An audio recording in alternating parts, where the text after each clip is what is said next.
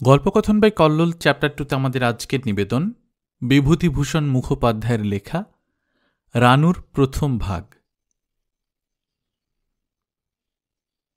আমার ভাইঝি রানুর প্রথম ভাগের গণ্ডি পার হওয়া আর হইয়া উঠিল না। তাহার সহস্রবিধ অন্তরায়ের মধ্যে দুইটি বিশেষ উল্লেখযোগ্য। এক, তাহার প্রকৃতিগত অকালপক্য গিন্নিপনা, আর অন্যটি তাহার আকাশচুম্বী উচ্চাকাঙ্ক্ষা।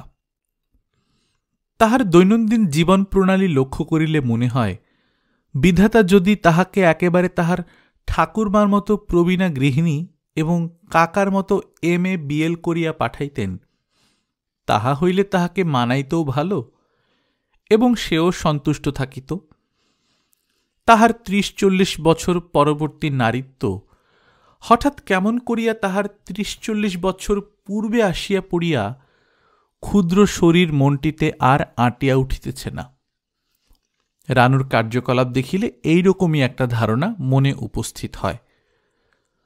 প্রথমত, শিশুসুলভ সকল ব্যাপারেই তাহার ক্ষুদ্র নাসিকাটি তাচ্ছিল্যে কুঞ্চিত হইয়া উঠে। খেলাঘর সে মোটেই বরদাস্ত করতে পারে না, ফ্রক জামাও না, এমনকি নোলক পরাও নয়। মুখটা গম্ভীর করিয়া বলে, আমার কি আর ওসবের বয়স আছে মেজকা? বলিতে হয়, না মা, আর কি, 3 কাল গিয়ে 1 কালে ঠেকল। রানু চতুর্থ কালের কাল্পনিক দুশ্চিন্তা দুর্ভাবনায় মুখটা অন্ধকার করিয়া বসিয়া থাকে। আর দ্বিতীয়ত, কতকটা বোধহয় শৈশবের সহিত সম্পর্কিত বলিয়াই তাহার ঘোরতর বিতৃষ্ণা প্রথম ভাগে। দ্বিতীয় ভাগ হইতে আরম্ভ করিয়া তাহার কাকার আইন পুস্তক পর্যন্ত আর সবগুলির সহিতই তাহার বেশ সৌহার্দ্য আছে এবং তাহাদের সহিতই তাহার দৈনিক জীবনের অর্ধেকটা সময় কাটিয়া যায় বটে, কিন্তু প্রথম ভাগের নামেই সমস্ত উৎসাহ একেবারে শিথিল হইয়া আসে। বেচারির মলিন মুখখানি ভাবিয়া আমি মাঝে মাঝে এলাকারি দিই। মনে করি, যাকগে বাপু, মেয়ে নাই বা এখন থেকে বই স্লেট নিয়ে মুখ গুঁজরে রইল, ছেলে হওয়ার পাপটা তো আর করেনি। নেহাতি দরকার বোধ করা যায় আর একটু বড় হোক, তখন দেখা যাবে ক্ষণ। এই রকমে দিনগুলা রানুর বেশ যায়। তাহার গিন্নিপনা সতেজে চলিতে থাকে এবং পড়াশোনারও বিষম ধুম পড়িয়া যায়। বাড়ির নানা স্থানের অনেক সব বই হঠাৎ স্থানভ্রষ্ট হইয়া কোথায় যে অদৃশ্য হয়, তাহার খোঁজ দুরূহ হইয়া ওঠে এবং উপরের ঘর নিচের ঘর হইতে সময়ে অসময়ে রানুর উঁচু গলায় পড়ার আওয়াজ আসিতে থাকে। ওই কয়ে জফলা ঐক্য, ময়ে আকার নয়ে হস্যই কয়ে জফালা মানিক্য, বা পাখি সব করে রব রাতি পোহাইল, অথবা তাহার রাঙা কাকার আইন মুখস্থ করার ঢঙে ওয়ার অ্যাজ ইট ইজ ইত্যাদি। আমার ভালো লাগে, কিন্তু রানুর স্বাভাবিক স্ফূর্তির এইরকম দিনগুলা বেশি দিন স্থায়ী হইতে পারে না। ভালো লাগে বলিয়াই আমার মতির হঠাৎ পরিবর্তন হইয়া যায় এবং কর্তব্য জ্ঞানটা সমস্ত লঘুতাকে ভ্রুভঙ্গী করিয়া প্রবীণ গুরু মহাশয়ের বেশে আমার মধ্যে জাঁকিয়া আসিয়া বসে। সনাতন যুক্তির সাহায্যে হৃদয়ের সমস্ত দুর্বলতা নিরাকরণ করিয়া গুরু গম্ভীর স্বরে ডাক দিই, রানু। রানু এ স্বরটি বিলক্ষণ চেনে, উত্তর দেয় না। মুখটি কাঁদো কাঁদো করিয়া নিতান্ত অসহায় ভালো মানুষের মতো ধীরে ধীরে আসিয়া মাথা নিচু করিয়া দাঁড়ায়। আমার আওয়াজটা তাহার গলায় যেন একটা ফাঁস পরাইয়া টানিয়া আনিয়াছে। আমিও কর্তব্যবোধে আরও কড়া হইয়া উঠি। সংক্ষেপে বলি, প্রথম ভাগ, যাও। ইহার পরে প্রতিবারই যদি নির্বিবাদে প্রথম ভাগটি আসিয়া পড়িত এবং যেন তেন প্রকারেণ 2টি শব্দও গিলাইয়া দেওয়া যাইত, তো হাতে খড়ি দেওয়া ইস্তক এই যে 2.5 বৎসর গেল, ইহার মধ্যে মেয়েটাও যে প্রথম ভাগের ও কয়টা পাতা শেষ করিতে পারিত না এমন নয়। কিন্তু আমার হুকুমটা ঠিকমতো তামিল না হইয়া কতগুলা জটিল ব্যাপারের সৃষ্টি করে মাত্র। যেমন এইরূপ ক্ষেত্রে কোনো বার 2 দিন 3 দিন পর্যন্ত রানুর টিকিটই আর দেখা যায় না। সে যে কোথায় গেল, কখন আহার করিল, কোথায় শয়ন করিল, তাহার একটা সঠিক খবর পাওয়া যায় না। 2 দিন 3 দিন পর হঠাৎ যখন নজরে পড়িল, তখন হয়তো সে তাহার ঠাকুরদাদার সঙ্গে চায়ের আয়োজনে মাতিয়া গিয়াছে, কিংবা তাহার সামনে প্রথম ভাগটাই খুলিয়া রাখিয়া তাহার কাকাদের পড়ার খরচ পাঠানো, কিংবা আহার্য দ্রব্যের বর্তমান দুর্মূল্যতা প্রভৃতি সংসারের যে কোনো একটা দুরূহ বিষয় লইয়া প্রবল বেগে জ্যাঠামি করিয়া যাইতেছে, অথবা তাহার বাগানের যোগাড় যন্ত্রের দক্ষিণ হস্তস্বরূপ হইয়া সব বিষয়ে নিজের মন্তব্য দিতে দিতে সঙ্গে সঙ্গে ঘুরিয়া বেড়াইতেছে। আমার দিকে হয়তো একটু আর চোখে চাহিল, বিশেষ কোনো ভয় বা উদ্বেগ নাই, জানে এমন দুর্ভেদ্য দুর্গের মধ্যে আশ্রয় লইয়াছে যেখানে সে কিছুকাল সম্পূর্ণ নির্বিঘ্ন। আমি হয়তো বলিলাম, কই রানু, তোমায় না 3 দিন হলো বই আনতে বলা হয়েছিল? সে আমার দিকে না চাহিয়া বাবার দিকে চায়, এবং তিনি উত্তর দেন, সে এক মহা মুশকিল হয়েছে, ও বইটা যে কোথায় ফেলেছে। রানু চাপা স্বরে শুধরাইয়া দেয়, ফেলিনি, বলো কে যে চুরি করে নিয়েছে। হ্যাঁ, কে যে চুরি করে নিয়েছে বেচারি অনেকক্ষণ খুঁজেও। রানু যোগাইয়া দেয়, 3 দিন খুঁজে খুঁজে হয়রান হয়েও। হ্যাঁ, তোমার গিয়ে 3 দিন হয়রান হয়েও শেষে না পেয়ে হাল ছেড়ে। রানু ফিসফিস করিয়া বলিয়া দেয়, হাল ছাড়িনি এখনো। হ্যাঁ, ও ওই হাল না ছেড়ে ক্রমাগত খুঁজে খুঁজে বেড়াচ্ছে।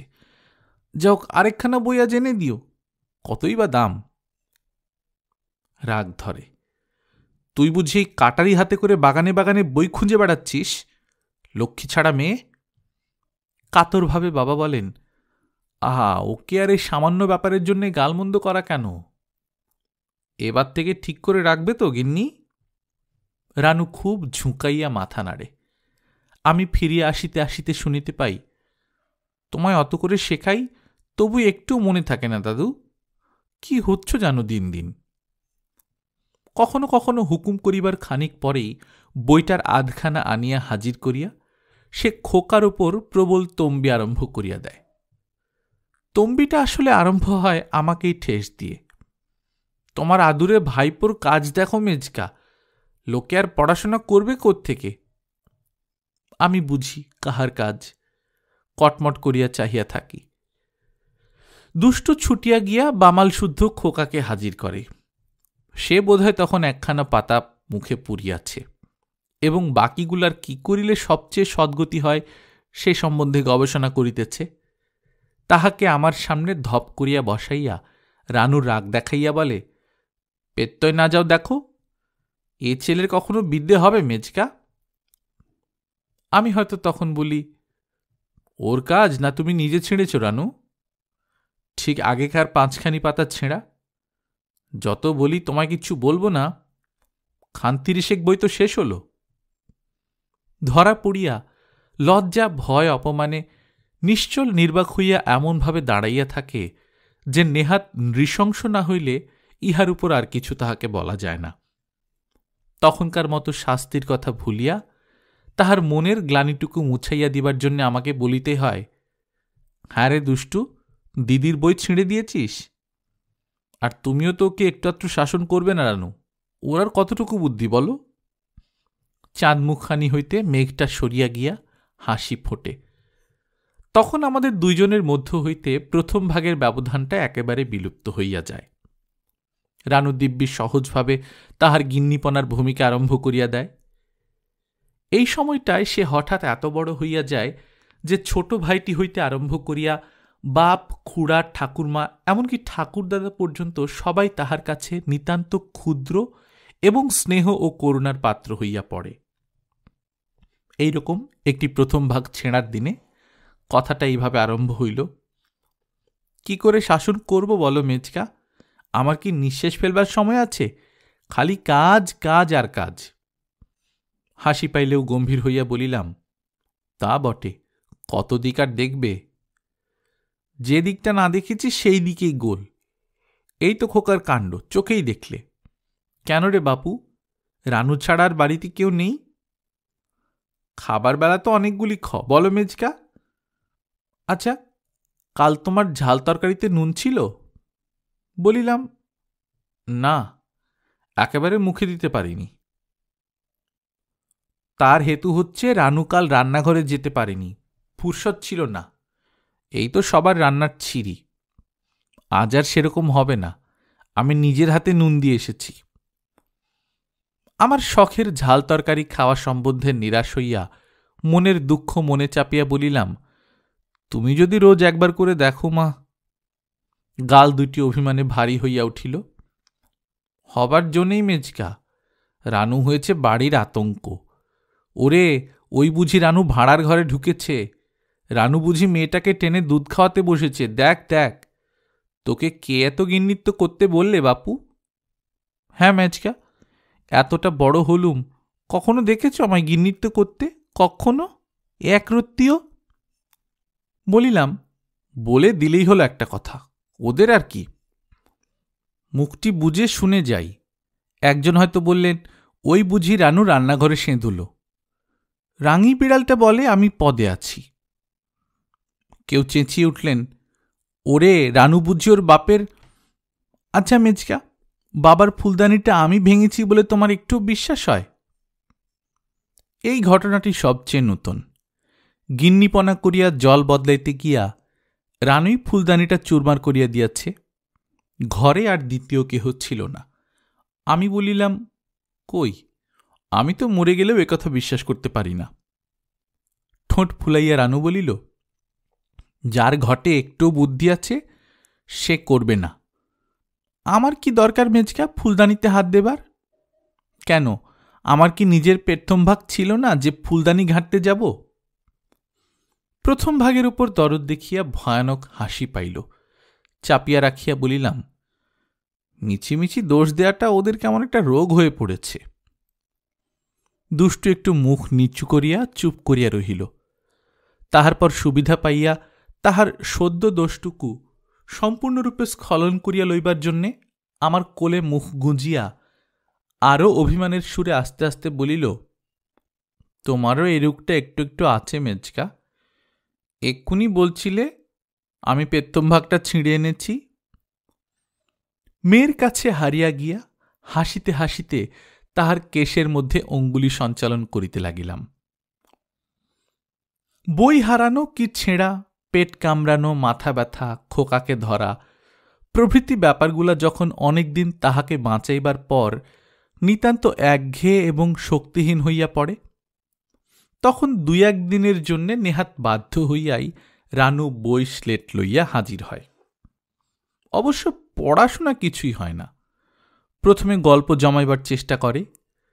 সংসারের উপর কোনো কিছুর জন্যে মনটা খিঁচড়াইয়া থাকায় কিংবা অন্য কোনো কারণে যদি সকলের নিজ নিজ কর্তব্য সম্বন্ধে আমার মনটা বেশি রকম সজাগ থাকে, তো ধমক খাইয়া বই খোলে।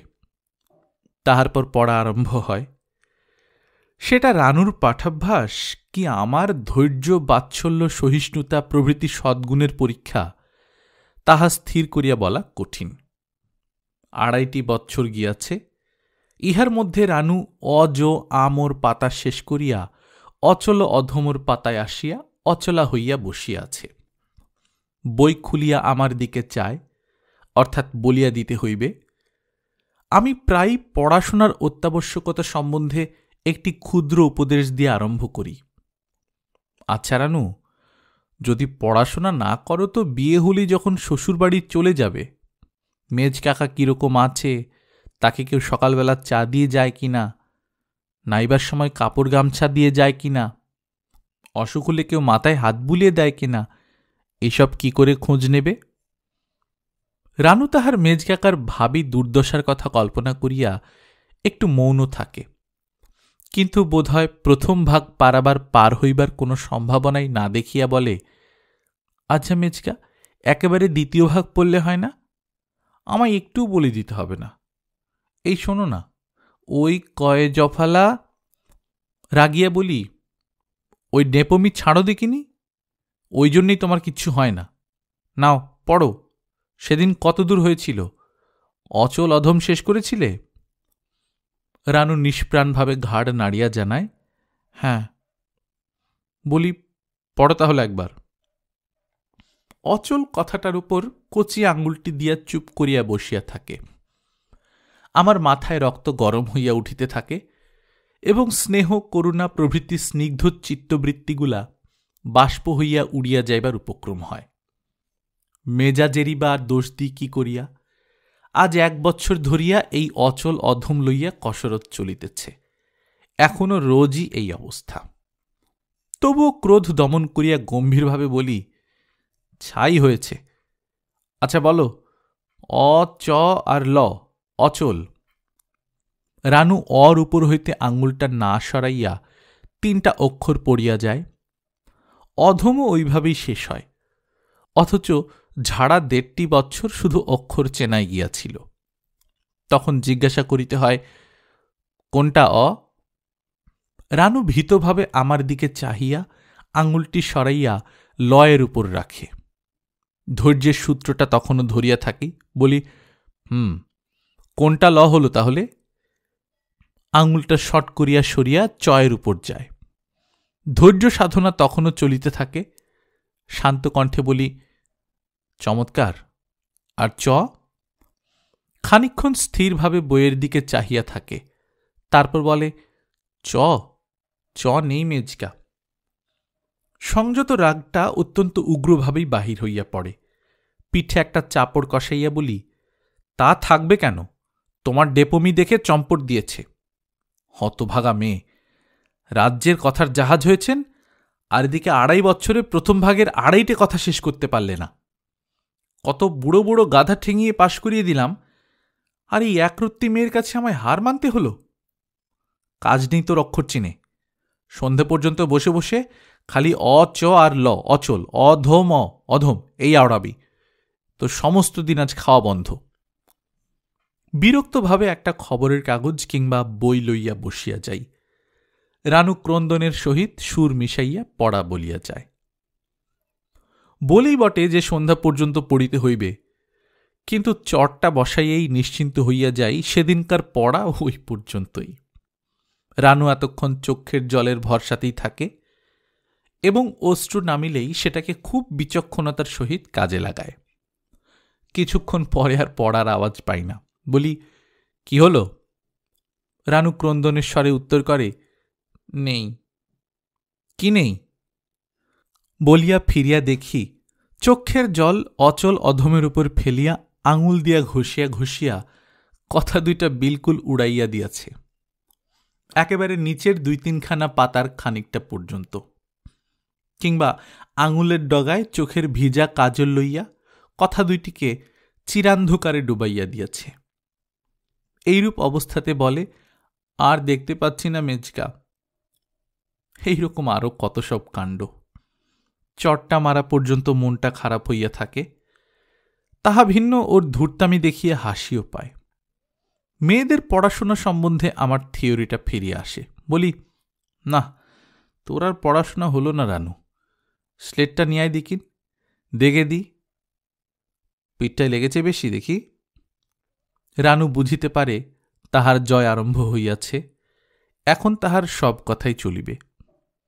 আমার কাঁধটা জড়াইয়া আস্তে আস্তে ডাকে, মেজকা। উত্তর দি, কে?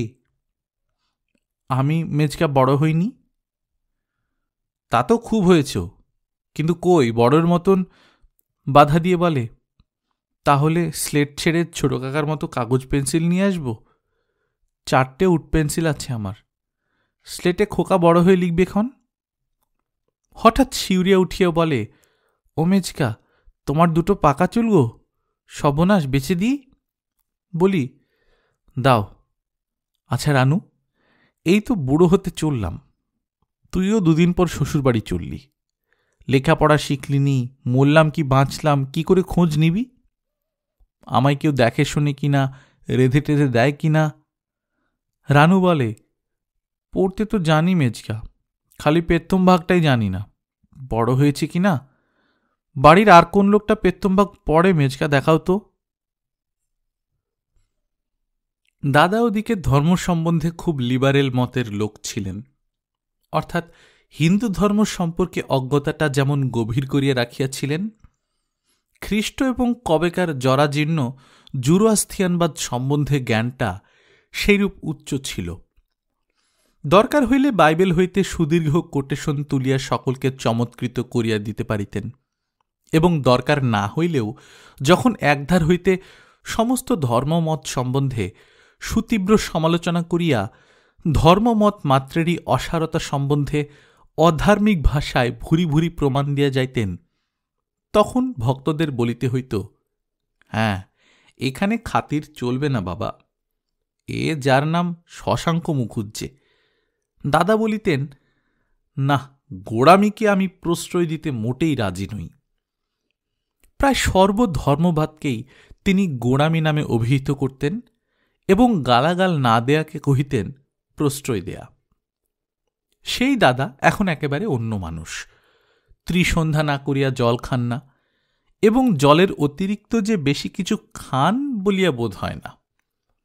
পূজা পাঠ হোম লইয়াই আছেন, এবং বাক্যে ও কর্মে সুচিতা সম্বন্ধে এমন একটা গেল গেল ভাব যে আমাদের প্রাণ তো যায় যায় হইয়া উঠিয়াছে।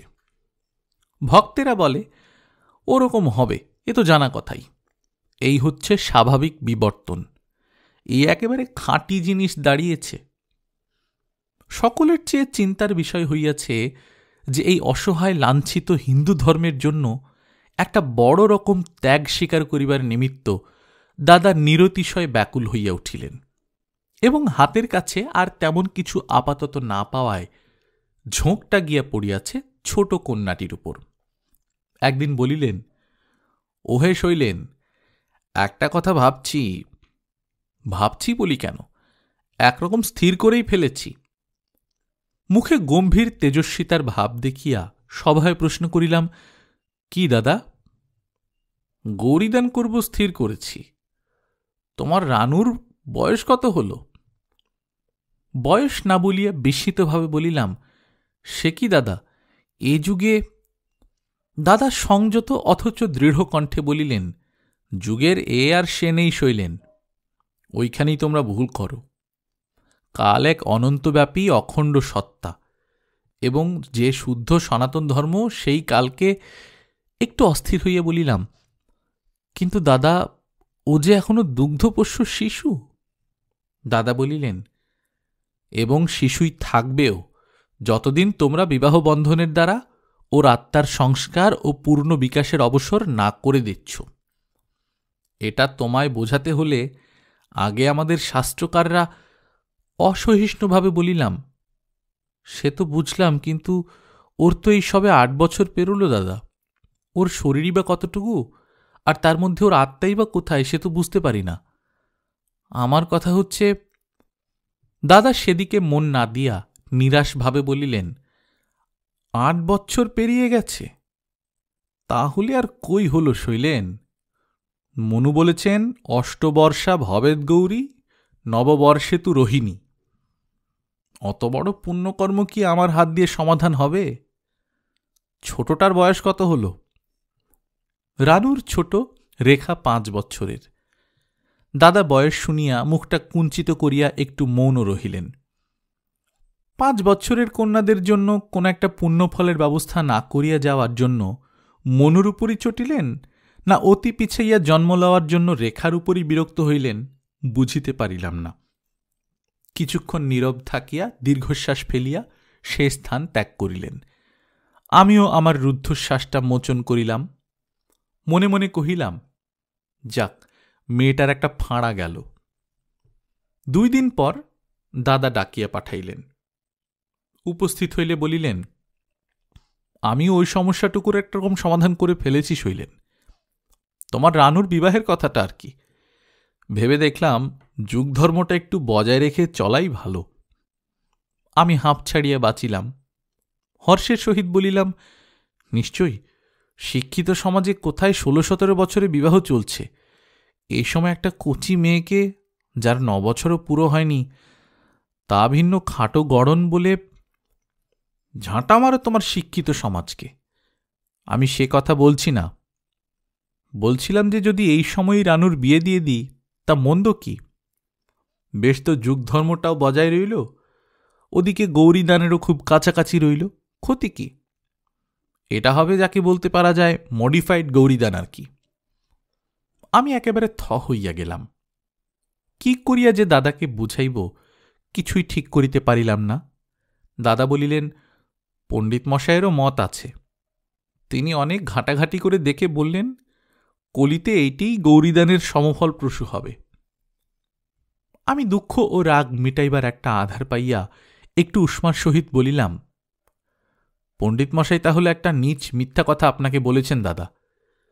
আপনি সন্তুষ্ট হলে উনি একথাও বোধহয় শাস্ত্র ঘেটেই বলে দেবেন যে মেয়েকে হাত পা বেঁধে জলে ফেলে দিলেও আজকাল গৌরীদানের ফল হবার কথা।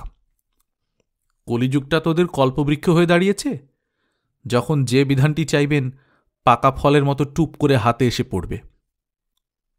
দুইজনেই কিছুক্ষণ চুপ করিয়া রহিলাম। আমি কথা কহিলাম, যাক, ওরা বিধান দেন তো দিন বিয়ে, আমি এখন আসি, একটু কাজ আছে। আসিবার সময় ঘুরিয়া বলিলাম, শরীরটা খারাপ বলে ভাবছি মাস্টারেকে একটু পশ্চিমে গিয়ে কাটাবো, হপ্তাখানেকের মধ্যে বোধহয় বেরিয়ে পড়তে পারব। বলিয়া চলিয়া আসিলাম। অভিমানের সাহায্যে ব্যাপারটা মাস ৩-৪ কোনো রকমের ঠেকাইয়া রাখিলাম, কিন্তু তাহার পর দাদা নিজেই এমন অভিমান শুরু করিলেন যে আমাকেই হার মানিতে হইল। ধর্মের পথে অন্তরায় হইবার বয়স এবং শক্তি বাবার তো ছিলই না, তবু নাতনির মায়ায় তিনি দমনা হইয়া কিছুদিন আমারই পক্ষে রহিলেন। তারপর ক্রমে ক্রমে ওই দিকেই ঢুলিয়া পড়িলেন। আমি বেখাপ্পা রকম একলা পড়িয়া গিয়া একটা মস্ত বড় ধর্মদ্রোহীর মতো বিরাজ করিতে লাগিলাম। রানুকে ঢালোয়া ছুটি দিয়াছি। মায়াবিনী অচিরেই আমাদের পর হইবে বলিয়া যেন ক্ষুদ্র বুকখানির সমস্তটুকু দিয়া আমাদের সংসারটি জড়াইয়া ধরিয়াছে। পারুক না পারুক সে সমস্ত কাজেই আছে, এবং যেটা ঠিকমতো পারে না সেটার জন্য এমন একটা সংকোচ এবং বেদনা আজকাল তাহার দেখিতে পাই, তাহাতে সত্যই মনে হয় নকলের মধ্য দিয়া মেয়েটার এবার আসল গৃহিণীপনার ছোঁয়াচ লাগিয়াছে। অসহায় মেজকাকাটি তো চিরদিনই তাহার একটা বিশেষ পোষ্য ছিলই, আজকাল আবার প্রথম ভাগ বিবর্জিত সুপ্রচুর অবসরের দরুন একেবারে তাহার কোলের শিশুটি হইয়া পড়িয়াছে বলিলে চলে। সময় সময় গল্প হয়, আজকাল বিয়ের গল্পটাই হয় বেশি। অন্যের সঙ্গে এ বিষয় লইয়া কোনো আলোচনা করিতে রানু ইদানিং লজ্জা পায় বটে, কিন্তু আমার কাছে কোনো দ্বিধা কুণ্ঠাই আসিবার অবসর পায় না। তাহার কারণ আমাদের দুইজনের মধ্যে সমস্ত লঘুত্ব বাদ দিয়া গুরু গম্ভীর সমস্যাবলীর আলোচনা চলিতে থাকে। বলি, তা নয় হল রানু, তুমি মাসে 2 বার করে শ্বশুরবাড়ি থেকে এসে আমাদের সংসারটা গুছিয়ে দিয়ে গেলে, আর সবই করলে, কিন্তু তোমার মেজ কাকাটির কি বন্দোবস্ত করেছ? রানু বিমর্ষ হইয়া ভাবে, বলে, আমরা সব বলে বলে তো হয়রান হয়ে গেলাম মেজকা, বিয়ে করো বিয়ে করো। তা শুনলে গরিবদের কথা? রানু কি তোমায় চিরদিনটা দেখতে শুনতে পারবে মেজকা? এরপরে তো তোর নিজের ছেলেপুলেও মানুষ করতে হবে, মেয়ে আর কতদিন নিজের বলো? তোতা পাখির মতো কচি মুখে বুড়োদের কাছ থেকে শেখা বলি শুনিয়া হাসিব কি কাঁদিব ঠিক করিতে পারি না। বলি, একটা গিন্নিবান্নি কোণে দেখে এখনো বিয়ে করলে চলে না? কি বলো তুমি? এই বাঁধা কথাটি তাহার ভাবি শ্বশুরবাড়ি লইয়া একটি ঠাট্টার উপক্রমণিকা। রানু কৃত্রিম অভিমানের সহিত হাসি মিশাইয়া বলে, যাও মেজকা, আর গল্প করব না, তুমি ঠাট্টা করছ। আমি চোখ পাকাইয়া বিপুল গাম্ভীর্যের সহিত বলি, মোটেই ঠাট্টা নয় রানু, তোমার শাশুড়িটি বড্ড গিন্নি শুনেছি, তাই বলছিলাম যদি বিয়ে করতেই হয়। রানু আমার দিকে রাগ করিয়া চায়, গম্ভীর হইয়া চায় এবং শেষে হাসিয়া চায়। কিছুতেই যখন আমার মুখের অটল গাম্ভীর্য বদলায় না, তখন প্রতারিত হইয়া গুরুত্বের সহিত বলে, আচ্ছা আমি তাহলে না মেজকা, নিশ্চয়ই ঠাট্টা করছ, যাও। আমি চোখ আরো বিস্ফারিত করিয়া বলি, একটু ঠাট্টা নেই এর মধ্যে রানু, সব কথা নিয়ে কি আর ঠাট্টা চলে মা? রানু তখন ভারিক্কি হইয়া বলে, আচ্ছা তাহলে আমার শাশুড়িকে একবার বলে দেখবক্ষণ, আগে যাই সেখানে। তিনি যদি তোমায় বিয়ে করতে রাজি হন তো তোমায় জানাব, তার জন্যে ভাবতে হবে না। তাহার পর কৌতুকদীপ্ত চোখে চাহিয়া বলে, আচ্ছা মেচকা, পেত্তম ভাগ তো শিখিনি এখনো, কি করে তোমায় জানাবো বলো দেখিনি? তবে বুঝবো, হ্যাঁ। আমি নানান রকম আন্দাজ করি। বিজয়িনী ঝাঁকড়া মাথা দুলাইয়া হাসিয়া বলে, হলো না, কখনো বলতে পারবে না, সে বড্ড শক্ত কথা।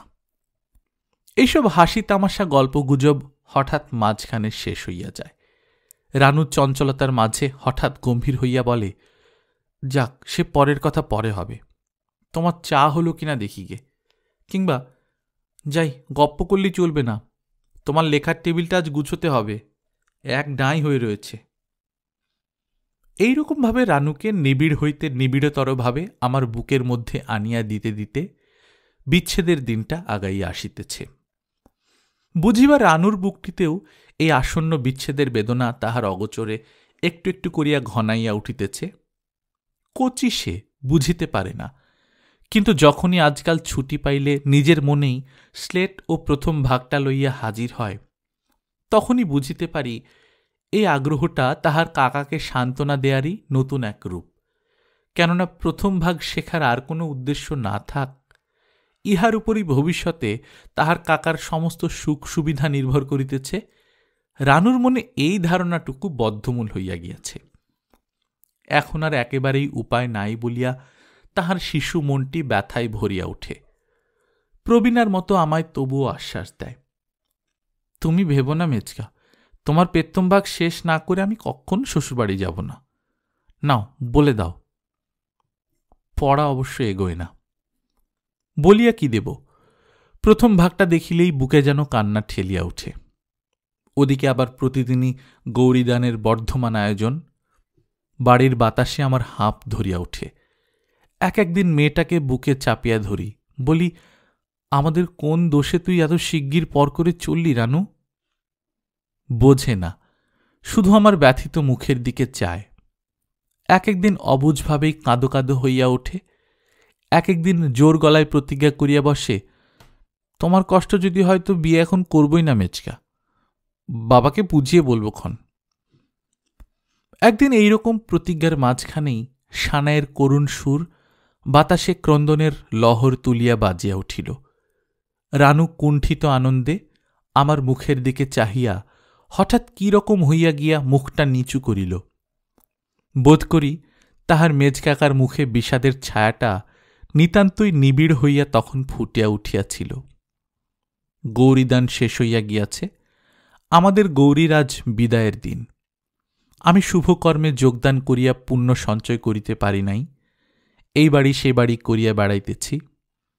বিদায়ের সময় বরবধূকে আশীর্বাদ করিতে আসিলাম। দীপ্তশ্রী কিশোর বরের পাশে পট্টবস্ত্র ও অলঙ্কার পরা মালা চন্দনে চর্চিত রানুকে দেখিয়া আমার তপ্ত চক্ষু দুইটা যেন জুড়াইয়া গেল। কিন্তু ও যে বড্ড কচি, এত সকালে কি করিয়া বিদায়ের কথা মুখ দিয়া বাহির করা যায়? ও কি জানে আজ কতই পর করিয়া ওকে বিদায় দিতেছি আমরা? চোখে কোঁচার খুঁট দিয়া এই পুণ্যদর্শন শিশু দম্পতিকে আশীর্বাদ করিলাম। রানুর চিবুকটা তুলিয়া প্রশ্ন করিলাম, রানু, তোর এই কোলের ছেলেটাকে কার কাছে? আর বলিতে পারিলাম না। রানু শুনিয়াছি এতক্ষণ কাঁদে নাই। তাহার কারণ নিশ্চয়ই এই যে সংসারের প্রবেশপথে দাঁড়াইতেই ওর অসময়ের গৃহিণীপনাটা সরিয়া গিয়া ওর মধ্যকার শিশুটি বিস্ময়ে কৌতূহলে অভিভূত হইয়া পড়িয়াছিল। আমার কথার আভাসে সেই শিশুটি নিজের অসহায়তার আকুল হইয়া পড়িল। আমার বাহুতে মুখ লুকাইয়া রানু উচ্ছ্বসিত আবেগে ফুলিয়া ফুলিয়া কাঁদিয়া উঠিল। কখনো কচি মেয়ের মতো ওকে ভুলাইতে হয় নাই। আমার খেলাঘরের মা হইয়া ওই এতদিন আমায় আদর করিয়াছে, আশ্বাস দিয়াছে, সেইটাই আমাদের সম্বন্ধের মধ্যে যেন সহজ ও স্বাভাবিক হইয়া পড়িয়াছিল। সেইটাই ভালো মানাইত। আজ প্রথম ওকে বুকে চাপিয়া সান্ত্বনা দিলাম, যেমন দুধের ছেলে মেয়েকে শান্ত করে, বুঝাইয়া, মিথ্যা কহিয়া, কত প্রলোভন দিয়া। তবু কি থামিতে চায়? ওর সব হাসির অন্তরালে এতদিন যে গোপনে শুধু অশ্রুই সঞ্চিত হইয়া উঠিতেছিল। অনেক ফোঁপাইয়া ফোঁপাইয়া সে থামিল। অভ্যাসমতো আমার করতল দিয়াই নিজের মুখটা মুছাইয়া লইল। তাহার পর হাতটাতে একটু টান দিয়া আস্তে আস্তে কহিল, এদিকে এসো, শোনো মেজকা। দুইজন একটু সরিয়া গেলাম। সকলে এই অসম মাতাপুত্রের অভিনয়ের দিকে চাহিয়া রহিল। রানু বুকের কাছ হইতে তাহার সুপ্রচুর বস্ত্রের মধ্য হইতে একটা লাল ফিতায় যত্ন করিয়া বাঁধা 10-12খানি প্রথম ভাগের একটা বান্ডেল বাহির করিল। অশ্রুসিক্ত মুখখানি আমার মুখের দিকে তুলিয়া বলিল, প্রথম ভাগগুলি হারাইনি মেজকা, আমি দুষ্টু হয়েছিলুম, মিছে কথা বলতুম। গলা ভাঙিয়ে পড়ায় একটু থামিল। আবার বলিল, সবগুলি নিয়ে যাচ্ছি মেজকা, খুব লক্ষ্মী হয়ে পড়ে পড়ে এবার শিখে ফেলব। তারপরে তোমায় রোজ রোজ চিঠি লিখব, তুমি কিছু ভেবো না মেজকা। গল্পকথন বাই কল্লোল চ্যাপ্টার 2তে শুনছিলেন বিভূতিভূষণ মুখোপাধ্যায়ের লেখা রানুর প্রথম ভাগ। আমরা নিয়মিত গল্প পাঠ করে শোনাচ্ছি। আপনারা যারা প্রথমবার মতো শুনছেন কাইন্ডলি সাবস্ক্রাইব করে নেবেন। গল্প পাঠ ভালো লাগলে বন্ধুদের সঙ্গে শেয়ার করবেন। নিজে ভালো থাকবেন, আশেপাশের লোকজনকে ভালো রাখবেন। টাটা।